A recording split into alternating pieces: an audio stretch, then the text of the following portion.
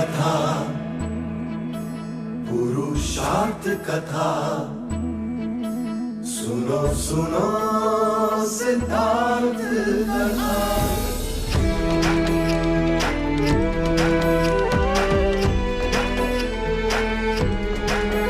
संसार में दुख का कारण क्या, संताप शोक का निवारण क्या। संसार में दुख का कारण क्या, संताप शोक का निवारण क्या। इस खोज में सब कुछ त्याग दिया, हर वैभव से वैराग लिया। वो सृष्टि से संयुक्त हुए, सिद्धार्थ से गौतम बुद्ध हुए।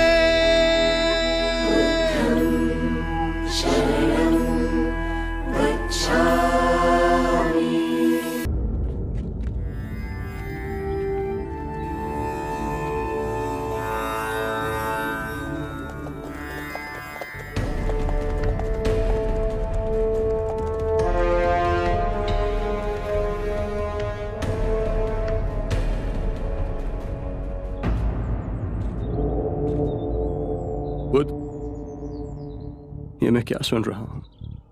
आप 3 माह पश्चात महापरिनिर्वाण लेंगे। आप हमें छोड़कर कैसे जा सकते हैं? इस अंधकार भरे संसार में केवल आप ही प्रकाश का स्रोत हैं प्रभु। हमें इस अंधकार में फिर छोड़कर ना जाइए। आप इस संसार में ना हों, यह सोचकर ही मन भयभीत हो रहा है प्रभु। अजातशत्रु, मृत्यु का भय केवल उसे ही ना होगा जिसने अपना जीवन बुद्धिमानी से जिया हो। यह शरीर तो नश्वर, परंतु मेरी वाणी, मेरे सूत्र बन सदैव तुम्हारे हृदय में प्रकाशमयी रहेगी। प्रभु, मुझे अपने साथ ले चलें प्रभु। जीवन भर मैंने कोई मूल्यवान कार्य न किया। महानिर्वाण तक आपके साथ रहे, आपकी सेवा करने का सौभाग्य दें प्रभु।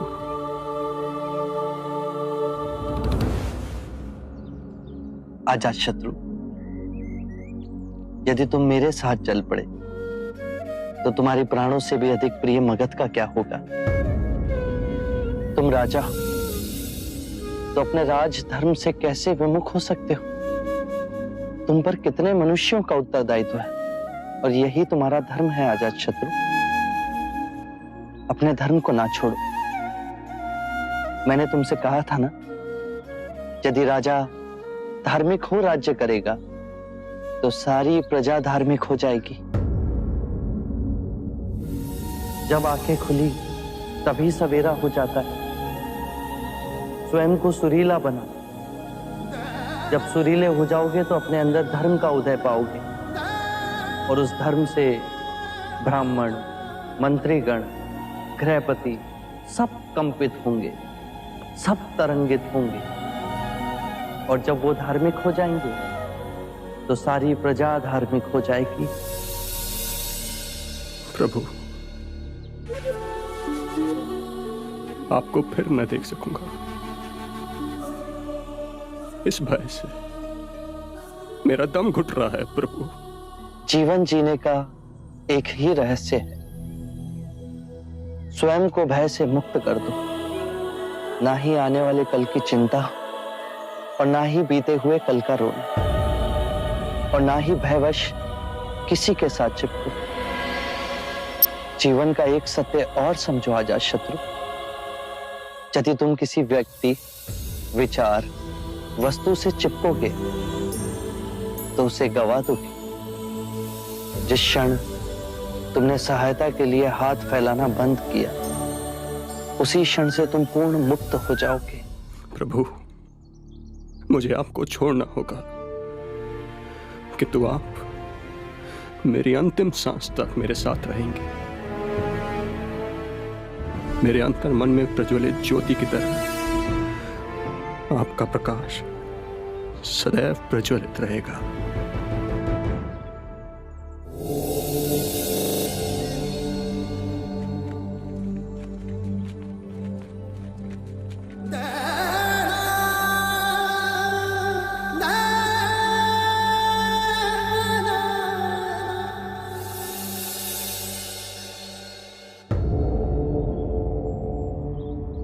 हम जैसे संसारी जीव आपके दर्शन पा कृतार्थ हुए। मेरे जैसे निम्न व्यक्ति का निमंत्रण स्वीकार कर हम सब पे बहुत बड़ी कृपा की। हम तो साधारण मानव हैं। क्या आप हम सबको धर्म के पद पे चलने का उपाय बताकर हम पर कुछ कृपा करेंगे? मेरी पत्नी की भी अभिलाषा है कि आप हमें जीवन जीने की निधि समझाएं।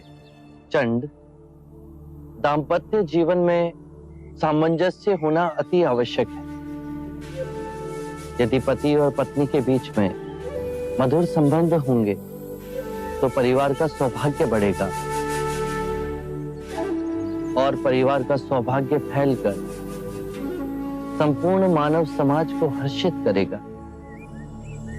पति और पत्नी को सांसारिक रूप से ही नहीं अपितु धन कमाने की भावना और शरीर के बंधनों से ऊपर उठना होगा। पत्नी पति के ही शरीर का एक अंग है। पति को सर्वदा अपनी पत्नी का आदर करना होगा, उसे मान देना होगा। पति को भूले से भी किसी के भी सामने अपनी पत्नी का अपमान नहीं करना चाहिए। पतिव्रत का पालन पत्नी करती ही है। पति को भी पति धर्म का पालन करना चाहिए। उसे व्यभिचार से दूर रहना चाहिए। पत्नी की हर इच्छा को अपने हर निर्णय में सम्मिलित करना चाहिए।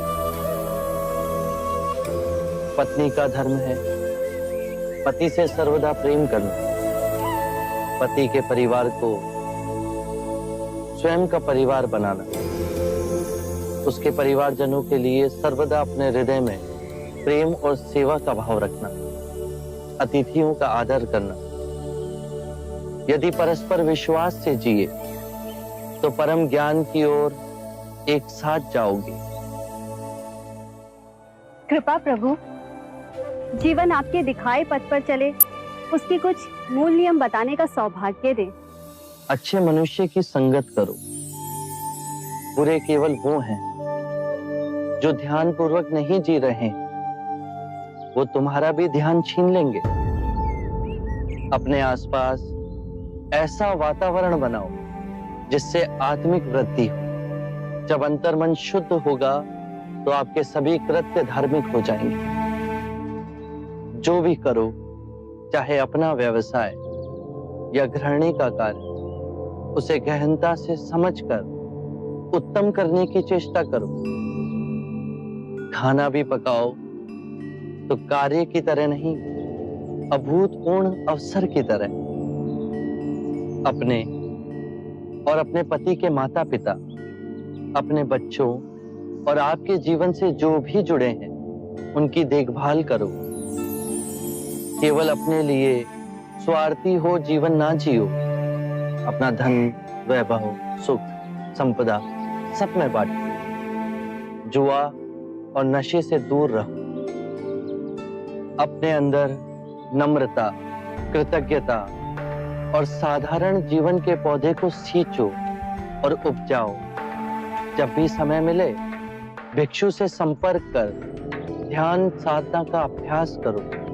उससे चिंता और कलेश मिटेंगे और आपके अंदर परम शांति का उदय होगा। स्मरण रहे, हर सवेरे जब आंख खुलती है तो हमारा नया जन्म होता है और इस दिन क्या करना है वो अत्यंत महत्वपूर्ण है। मनुष्य कृतज्ञ भाव से जीना भूल गया है। सांसारी को यह स्मरण रहे कि उसे क्या क्या संपदा मिली है। वृक्ष मिले, पुष्प मिले, वायु मिली, जल मिला, आकाश मिला। ये संपदा हमने तो नहीं कमाई। इन सभी के लिए अपने अंतर में धन्यवाद का भाव हो। कृतज्ञ भाव से हर दिवस को जीते हुए सोचो। यदि बहुत कुछ नहीं सीखा तो कुछ तो सीखा। यदि कुछ ना सीखा तो हम अस्वस्थ तो नहीं हुए, और यदि अस्वस्थ हुए तो हमारी मृत्यु तो नहीं हुई। यदि कृतज्ञ भाव से भरकर जिएंगे तो इस सुंदर जीवन के प्रति पुष्प के समान खिल जाओगे।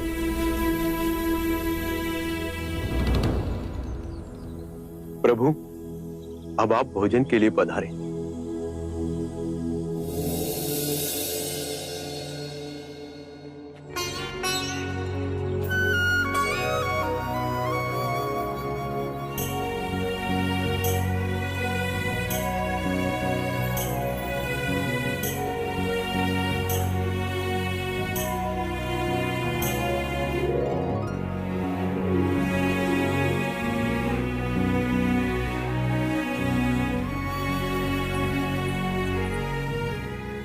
देखिए, आपने बुध को शुक्र माधव तो परोसा ही नहीं। जाइए जाकर परोसाइए। अरे हाँ, ये तो मैं भूल ही गया। जी। मैं अभी परोस के आता हूँ।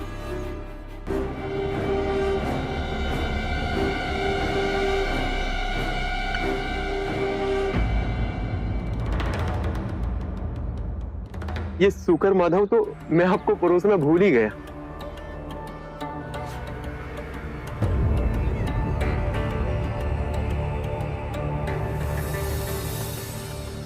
ये शुक्र माधव बड़े प्रयास से मैंने चंदन के वृक्ष से तोड़ा है। बड़े प्रेम से मैंने आपके लिए बनवाया है। कृपया इसे ले लीजिए।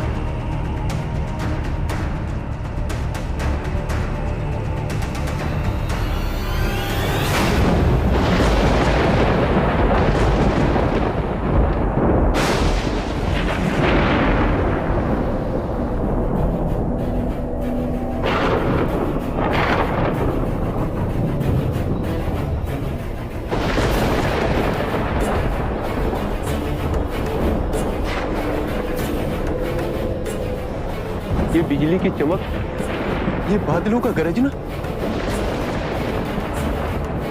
ये वर्षा ऋतु का समय भी नहीं। चंद,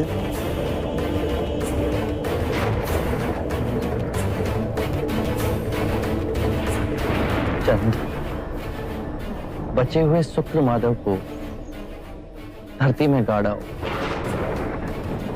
भूले से भी किसी को मत खिलाना।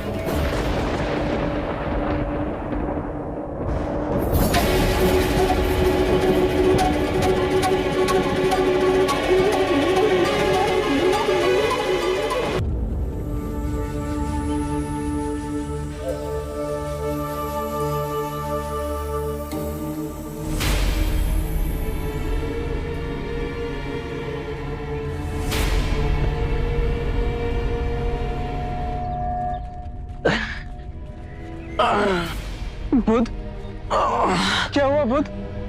आनंद, हम कुछ देर यहीं रुकेंगे। अनिरुद्ध, तुम बाकी भिक्षुओं को लेकर कुशागार की ओर जाओ। हिरण्य नदी के समीप हम दोनों तुम्हें वहीं मिलेंगे। आनंद, तुम इस वृक्ष के नीचे मेरा आसन लगाओ। जी बुद्ध। मैं कुछ समय यहीं विश्राम करूंगा। जी।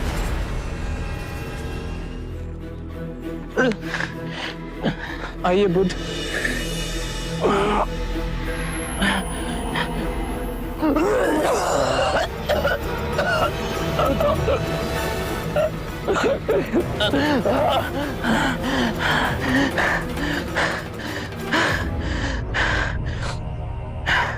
आनंद, बहुत प्यास लगी, जल्दी जाकर मेरे लिए चल ले आओ।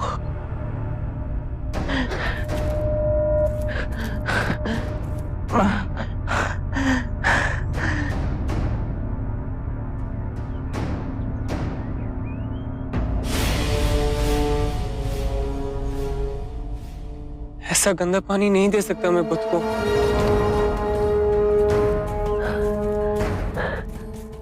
बुद्ध। आनंद, जल लाए, मुझे बहुत प्यास लगी। बुद्ध, वहाँ का जल बहुत गंदा है, आपके पीने योग्य नहीं है। ककोता तक रुकिए, वहाँ का जल मीठा और निर्मल है। वहाँ जाते ही मैं आपके जल पीने का और स्नान करने का प्रबंध कर दूंगा। आनंद, इस भिक्षा पात्र में जल लाओ, जल स्वच्छ है, जल्दी जाओ। जी बुद्ध।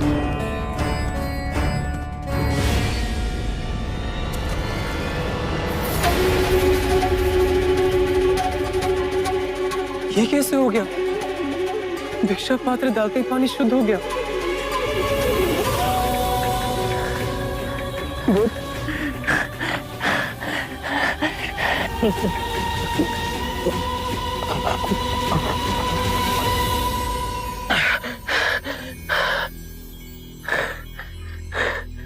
बुद्ध, मैं पहले गया तो ताल पूरा गंदा था। जब आपने दोबारा भेजा तो भिक्षा पात्र डालते ही पानी शुद्ध हो गया। ये अनोखी बात कैसे हुई? मेरी बात ध्यान से सुनो आनंद। हमारा सांसारिक शिष्य चंद, जिसके घर हमने भोजन किया था, वो मेरा अंतिम भोजन है। लोग उस पर लांछन लगाएंगे, कहेंगे वो भोजन अयोग्य था। पर तुम उनसे कहना कि मुझे जीवन में 2 ही भोज अविस्मरणीय और रुचिकर लगे। प्रथम भोज जो मैंने परम सत्य पाने से पूर्व ग्रहण किया, और दूसरा जो महापरिनिर्वाण से पहले मैंने ग्रहण किया।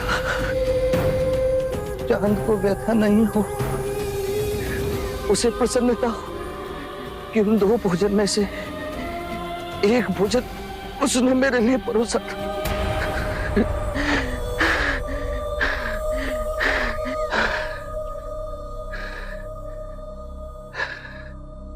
आनंद, हमें हिरण्य नदी के पार जाना है,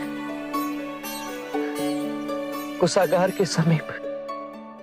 वहां साल के वन है। साल के वृक्षों पर बहुत सुंदर पुष्प आते हैं, बिल्कुल ज्वाला के समान। लाल रंग के सुनहरे पुष्प। मल्ला राजद्वार के पास हमें जाना है। जल्दी चलो आनंद। जी बुद्ध। हमें देर हो रही है।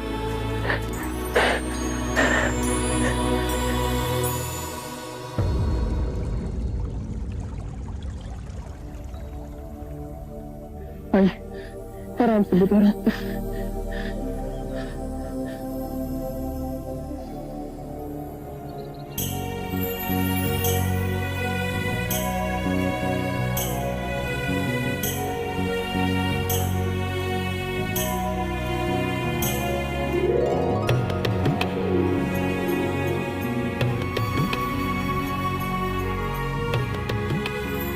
आनंद, इन दोनों वृक्षों के नीचे मेरा बिछोना बिछा दो। मैं यही विश्राम करूंगा। जी बुद्ध। अनिरुद्ध।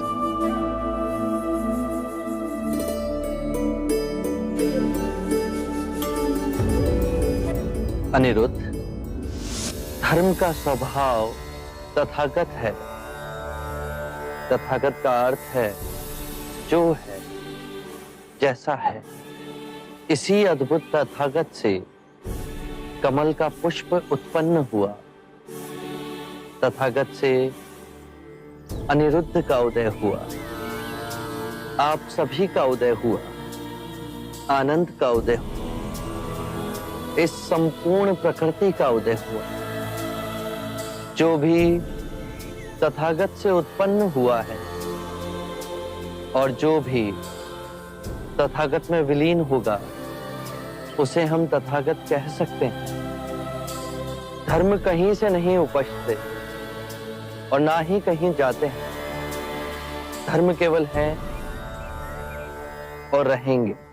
आज से मैं और सारे भिक्षु आपको तथागत कहेंगे। आपको तथागत कह के हमें स्मरण होगा कि हम सब में तथागत का बिंदु है। जैसे यदि हमारे सर में पीड़ा हो और उसे हम तथागत से स्वीकार भाव से स्वीकारें, तो वो पीड़ा समाप्त हो जाती है। इसका कारण है कि हमारी आदि शक्ति उस पीड़ा से लड़ने के लिए बह निकली और आदि शक्ति उसका उपचार कर रही है।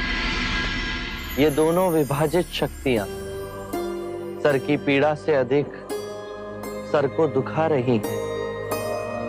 यदि हमने तथागत से इस पीड़ा को स्वीकार भाव से स्वीकार कर लिया, तो दरार भर गई।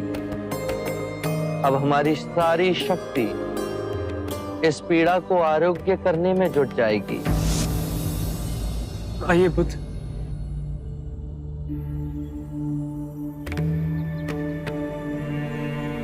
बुद्ध,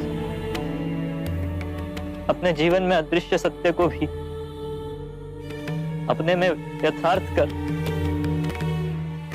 हम दीन आत्माओं को दिखाया है। आप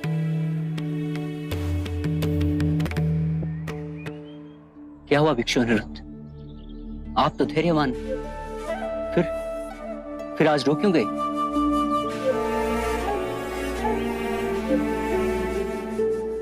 प्रिय भिक्षु, मुझे आज आभास हुआ है कि खुद आज रात्रि ही निर्वाण को प्राप्त होंगे।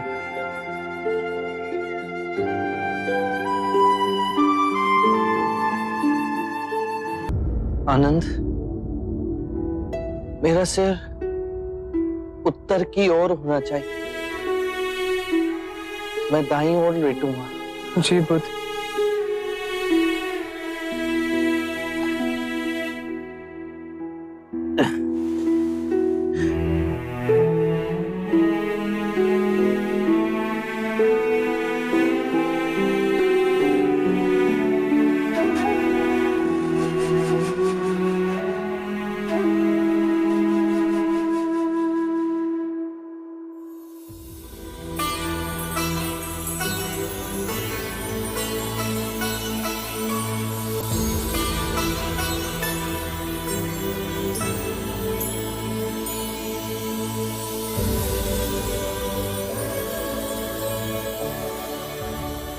देखो आनंद, अभी तक बसंत ऋतु भी नहीं आई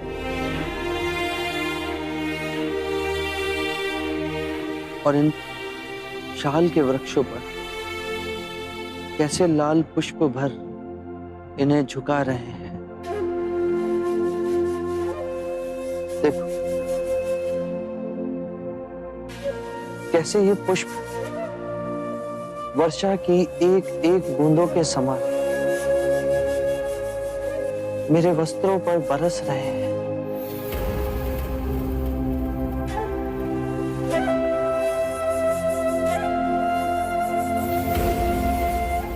कितना सौंदर्यवान है ये वन। और वहां पश्चिम से अस्त होते सूर्य की किरणें कैसे हर ओर अपना प्रकाश फैला रही है। क्या तुम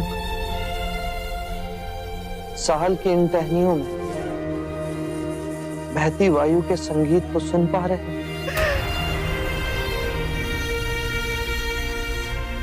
मेरा हृदय तो ये सब देख आनंद से विभोर हो गया है।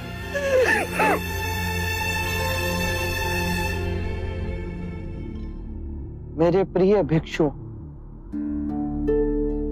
यदि तुम सच्चे हृदय से मेरे प्रति आदर और आभार व्यक्त करना चाहते हो तो धर्म को ही अपना कर्म बनाओ। हर क्षण को ध्यान में जियो।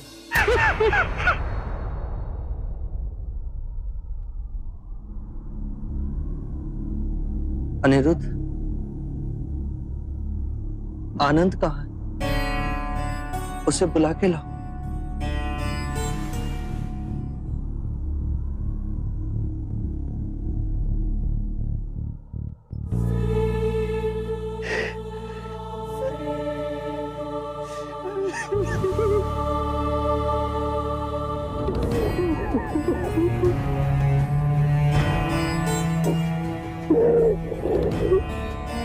शांत हो जाओ आनंद। तुम्हें यूं रोता देख वो तो व्यथित हो जाएंगे। शांत हो जाओ। चल, वो तुम्हें बुला रहे हैं।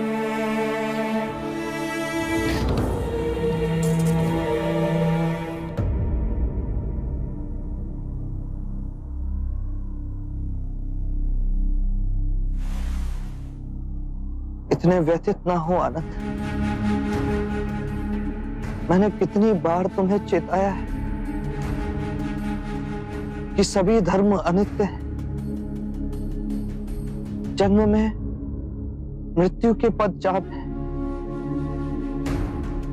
मिलन में वियोग की सूचना है, लहर के उठने में गिरने की प्रकृति है। यदि मृत्यु ना हो तो जन्म कैसे संभव है आनंद? तुमने अपने हृदय और आत्मा से मेरी बहुत सेवा की। मैं तुम्हारा अत्यंत आभारी हूं। तुम में अनेक गुण, किंतु तुम इन सभी गुणों से आगे जा सकते हो। थोड़ा सा प्रयास करो तो तुम भी जन्म और मृत्यु के बंधन को काट सकोगे। तुम आत्म मुक्ति प्राप्त कर सकते हो, प्रत्येक दुख से उबर सकते हो। और मैं जानता हूं कि तुम ये सब कर सकते हो, और मुझे तुम्हारी इस चेष्टा से प्रसन्नता मिलेगी।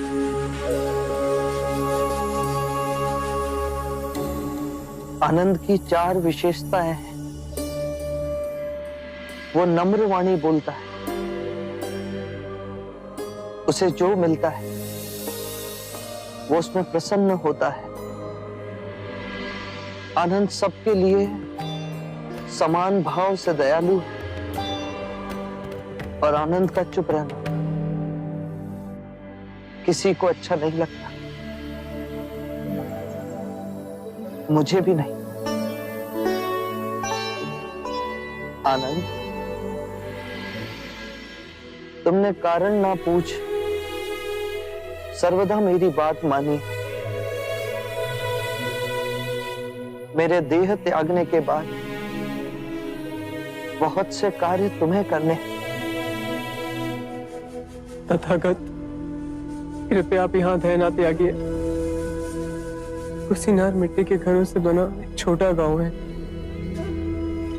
आपके महान निर्वाण के लिए इससे कहीं अधिक श्रेष्ठ स्थान है। राजगृह है, आपकी प्यारी श्रावस्ती है, कौसंबी है, वाराणसी है। कृपया ऐसे स्थान का चयन कीजिए जहां आपको अधिक से अधिक लोग देखने के लिए आए और आपके अंतिम दर्शन पा सके। आनंद, कुशीनारा तथागत को बहुत रुचिपूर्ण लगा।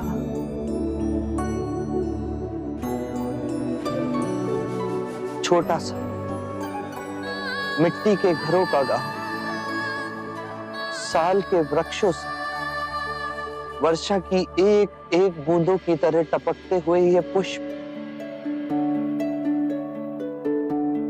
आनंद देह त्यागने से पहले देखो मुझ पर किस तरह बरस रहे हैं।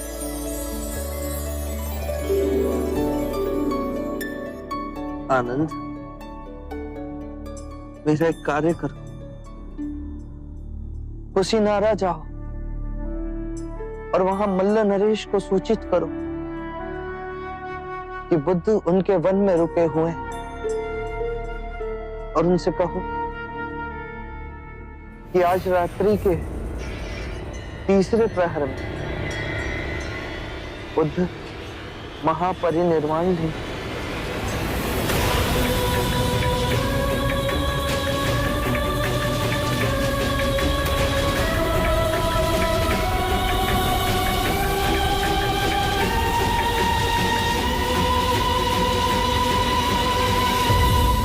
आज रात्रि के तीसरे पहर हम महापरिनिर्वाण लेंगे।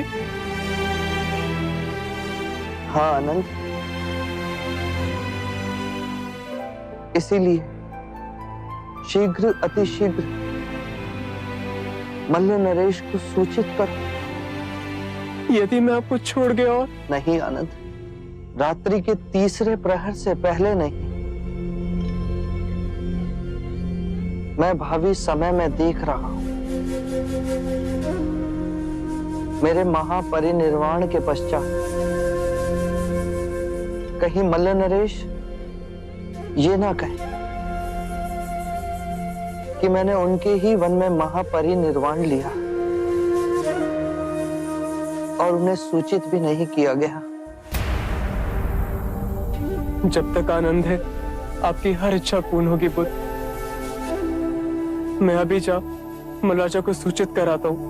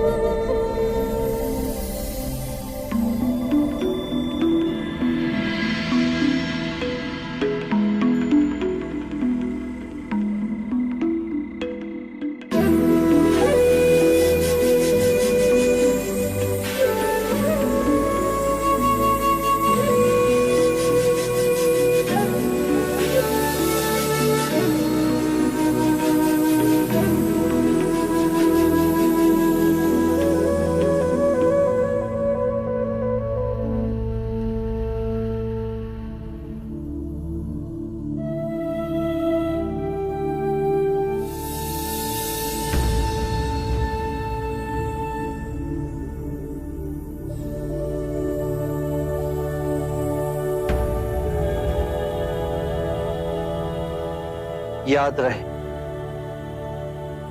मेरा मार्ग संसार से विमुख होने का मार्ग नहीं। मुझे उस प्रारब्ध पर विश्वास नहीं जो मनुष्य के अच्छे और बुरे कर्म से अछूता है।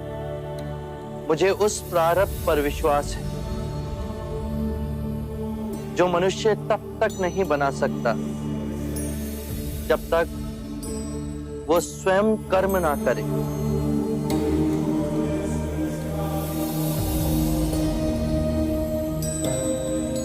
हमने मां समान पृथ्वी को दुखदाई बना दिया। संपूर्ण संसार दुख और पीड़ा से तड़प रहा, परंतु ये संसार दुख और पीड़ा का संग्रह नहीं। इस संसार में बुद्ध का निवास हो सकता है, किंतु उसके लिए हमें स्वयं बुद्ध को जगाना होगा। और अब उसका उत्तरदायित्व आप सब पर है।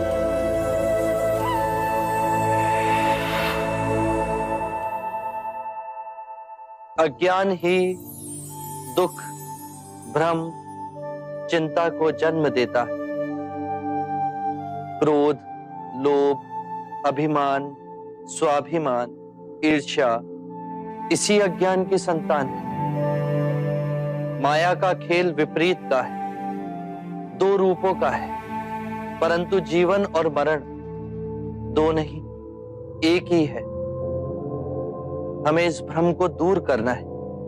यदि एक बार यह भ्रम दूर हो गया तो हम अपना संपूर्ण जीवन कारावास में नहीं, स्वतंत्रता में जी सकते हैं। शील, समाधि, प्रज्ञा और आर्य अष्टांग मार्ग से इस भ्रम को दूर किया जा सकता है।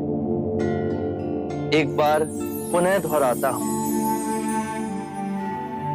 सम्यक ज्ञान, सम्यक विचार, सम्यक वाणी, सम्यक कर्म, सम्यक आजीविका, सम्यक प्रयास, सम्यक चेतना और सम्यक एकाग्रता।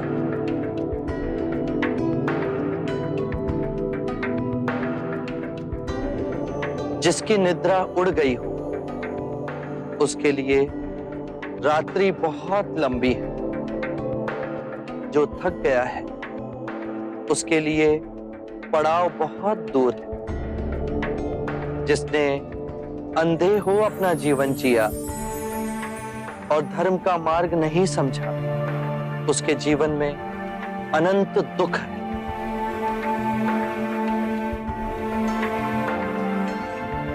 किसी भी बात पर, चाहे वो आपने कहीं पढ़ी हो या किसी महानुभाव का कहना हो या मेरे ही कहे हुए वचन ही क्यों ना हो, सहजता से विश्वास मत करना।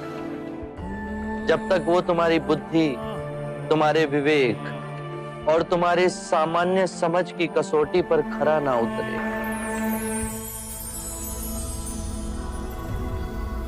बुद्ध, और यदि परम ज्ञान के रास्ते में आपसे भेंट हो गई तो? यदि परम ज्ञान के मार्ग में कोई भी मिले उसे गले ना लगाना। यदि मार्ग में बुद्ध भी मिले तो उनके मुंह में भी मत फंसना। चाहे उस मार्ग पर तुम्हें पिता ही क्यों ना मिले, उनके मोहवश भी मत आना।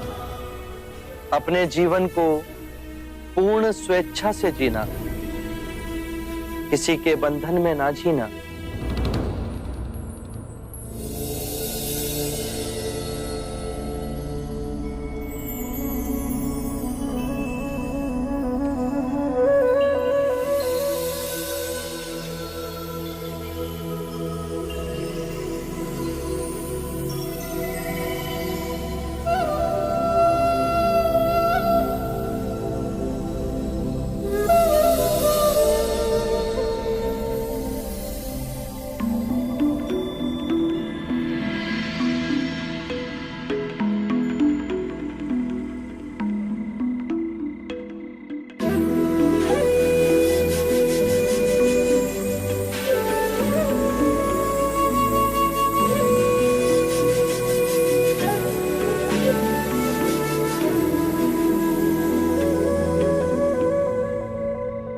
मानव के आध्यात्मिक इतिहास में बुद्धा के समान विशाल, निर्भय और निस्वार्थ गुरु इस सृष्टि पर अब दोबारा नहीं आएंगे।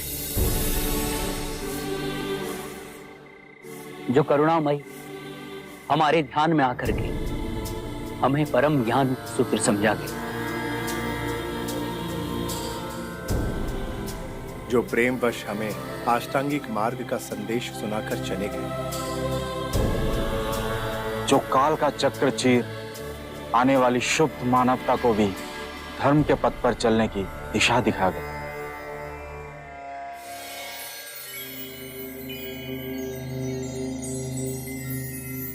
बुद्धं शरणं गच्छामि।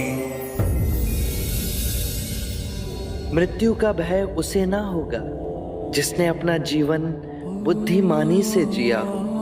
ये शरीर तो नश्वर है, पर मेरी वाणी, मेरे सूत्र बन सदैव आप लोगों के पथ को प्रकाशमयी करेंगे।